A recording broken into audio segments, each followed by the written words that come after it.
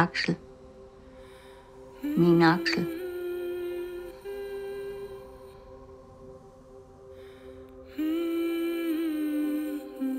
Jeg dyrker ikke middagen, men de kommer af sig selv. Altså det i det øjeblik, jeg går og køber en blomst, så tænker jeg, hvad farve vil hun vælge? Efter han døde, der synes jeg, at han var i huset sammen med mig. Især duftene. Det kunne jeg mange år efter, der kunne jeg mærke den der duft af Kirsten. Han var fuld af sjov. Hold da. Hun var utrolig flot. Jamen, jeg har aldrig set noget så smukt.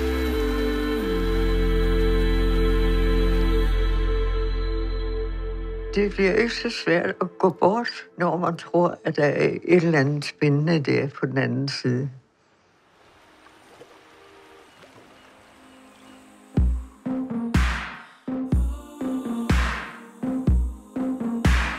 Og så sagde jeg bare og holdt hende lidt i hånden og gav hende en lille kys.